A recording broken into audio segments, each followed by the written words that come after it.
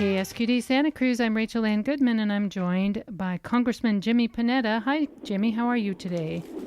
Hey, Rachel. I'm very well. Thank you for having me, and thanks to K-Squid. And I'm glad you guys have moved down to Monterey County as well. Good to hear you down there, too. Absolutely. Now that you're driving around the district, you never have to lose us again. So thanks for noticing that.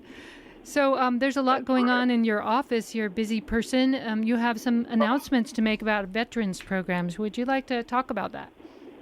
Yeah, thank you very much for giving me this opportunity to talk about the PACT Act, which is a major piece of legislation that the United States Congress passed over a year ago and was signed into law by President Biden in August of 2022.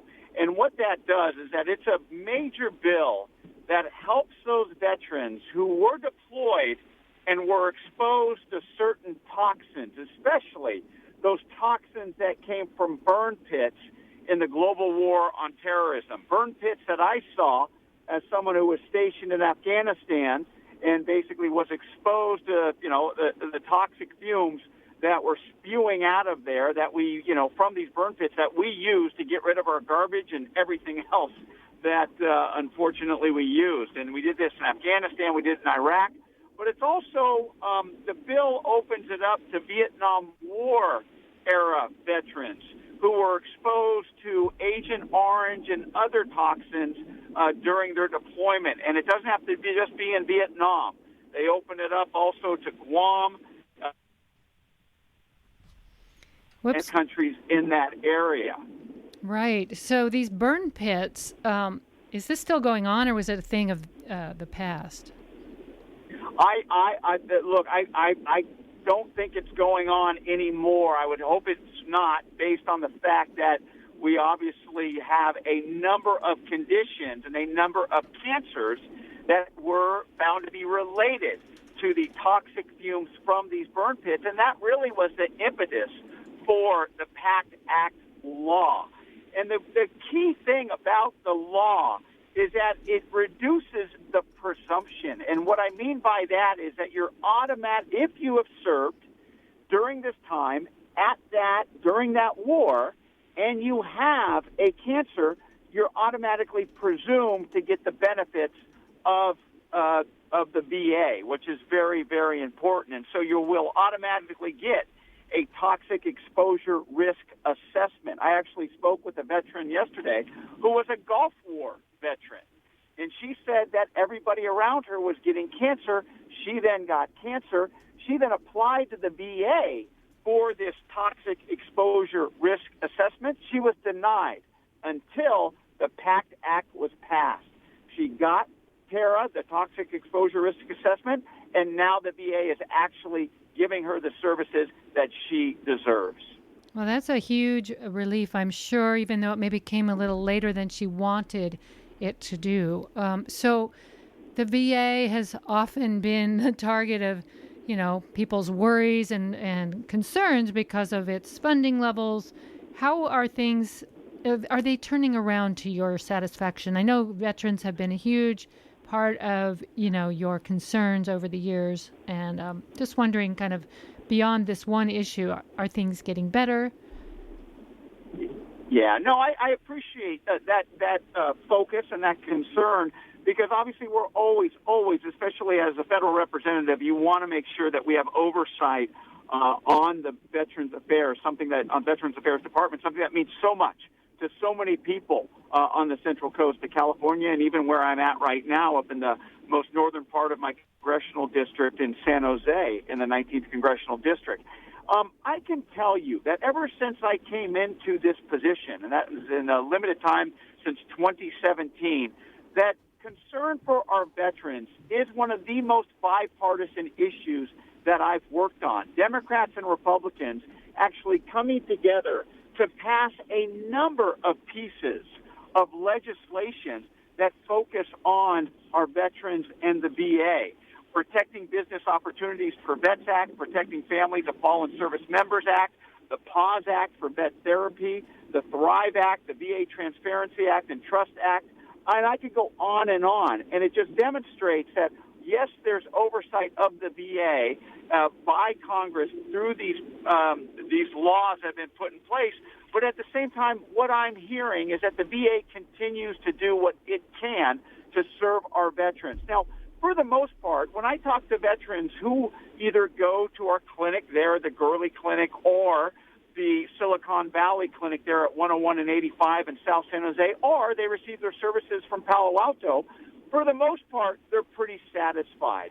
But that's not enough. That's not enough because, to me, you got to make sure every single veteran gets their proper services through the VA. And that takes oversight on our part. We're going to continue to do that. Another reason why I want to talk to you tonight, though, in regards to the PACT Act, is there's a deadline coming up, and that's on August 9th. What I would ask is that if you were a veteran and you served during those deployments, during those campaigns, that you claim an intent to file. You submit an intent to file by August 9th.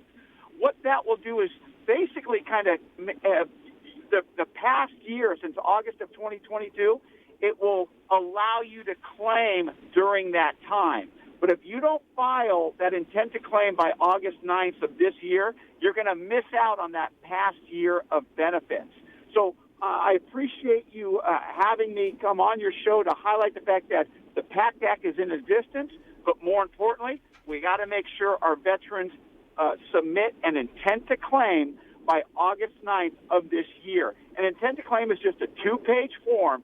It's not going to take that long. You don't have to give all the documentation. You got to do that within the year after you file the intent to claim. So please, if you're a veteran, reach out to the Veterans Service Office in your county. Reach out to my offices throughout the 19th Congressional District. We will be there to help you with that intent to claim, to file, and make sure the VA steps up and serves you like you deserve. And Jimmy, it turns out we have a little bit of extra time than we thought. Are you able to stay on for a little bit longer and talk about some other things having to do with the district? Not to put you on the spot. It sounds like you're driving. Just wanted to check. I know you're probably on your way to dinner. Yeah, definitely. I am. Please, go ahead. Fantastic. No, I want to thank you. So while we're still on the topic of veterans, I was wondering if you have an opinion or a perspective on the Tommy Tuberville situation where he halted promotions for officers. Yeah. It's absolutely ridiculous what this guy's trying to be a one-man wrecking show when it comes to this. And, look, people need to realize the damage that he's doing to our readiness by not allowing these generals to be confirmed by the Senate, including the Commandant of the Marine Corps. I think this is one of the first times in the Marine Corps' history, few times in the Marine Corps' history, that they're without a Commandant. And, look, we're the United States, and we have the best military in the world. And what makes our military so great is that we're able to adapt. But that being said, we need that type of leadership in place to ensure proper readiness for our men and women in uniform. And this Senator Tuberville thinks that he is doing favors to who knows who by blocking all of these appointments by the Senate based on the fact that he does not want the United States military to pay and offer any women's reproductive health care services, which is absolutely ridiculous. But I think there's been accountability. What I mean by that is you saw just earlier this week that the President of the United States took away Space Command from Senator Tuberville's home state of Alabama. It had been agreed that it was going to be moved from Colorado to Alabama, and that got blocked. So this is the first step. But ultimately, it comes down, just like most things, it comes down to his constituency in Alabama, to ensure that he's held accountable. And all this is about, supposedly about abortion, not giving that right to service women. So he's trying. It's about. He doesn't want any money whatsoever given to anybody seeking reproductive health care in the military. It's absolutely ridiculous.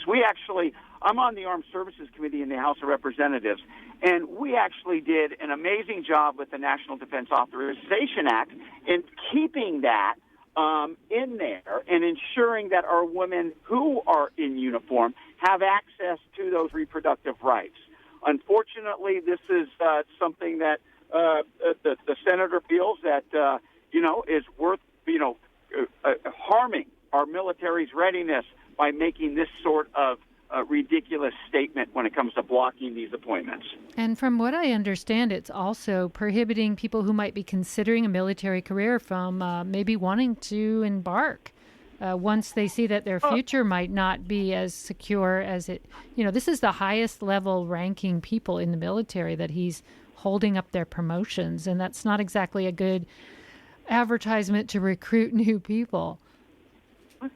Look, right now there's a problem with recruiting in the military. I was at our Defense Language Institute there a few weeks ago. I actually took a fellow Congress member out there to show off our installations, and he was very impressed with what the DLI does in its training of languages of our best and brightest in uniform. But one of the things I asked him, I said, what's your normal attendance at this point? And he said, normally it's about 2,500 young men and women. Now it's 2,000 because recruiting is down. You tie in this sort of issue in which you have young women who want to volunteer, who want to serve, but realize that they may not have the reproductive freedoms that they deserve, definitely is going to be more of a deterrent, more of an issue to recruiting in the United States military. Yeah, it's amazing. Well, let's talk about some other good news, if we could. Let's talk about the funding you seem to have helped procure for some research organizations around the Monterey Bay. We're excited that UC Santa Cruz is one of them. You just had a press release about that. Tell us more about some of the good news.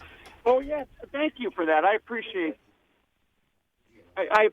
that. We've been able to secure that type of federal funding that will go to the Monterey Bay Aquarium to do research on sustainability and sustainable practices for aquariums and zoos. And obviously the aquarium is the leader in a number of areas, but knowing when it comes to looking forward and sustainable practices, we were able to make sure the aquarium leads in that area when it comes to developing these types of methods to ensure that we reduce our carbon output when those organizations who run zoos and runs aquariums. So we're able to get quite a bit of money for them. And, then we were also able to get a significant amount of funding, $8 million, for the construction of a NOAA building, a National Oceanic and Atmospheric building on CSUMB, to continue to highlight not only our Monterey Bay National Marine Sanctuary, one of our many treasures that we have here on the Central Coast, but also further the partnership between CSUMB, NOAA, and the Monterey Bay National Marine Sanctuary, and continue to build the educational foundation of our young men and women who attend CSUMB to get them more involved when it comes to preserving and protecting not just our sanctuaries, but our world's oceans. Well, Jimmy, I thank you for spending a little extra time than you've planned with us. It's been great to talk to you, and let's have you back soon, okay? I look forward to it, Rachel. Thanks for this opportunity. And remember, if you're a veteran, please file that intent to file when it comes to the PACT Act before August 9th. Great. Thanks for coming on before the Rachel. deadline. Really appreciate it. Have a good evening. Bye-bye.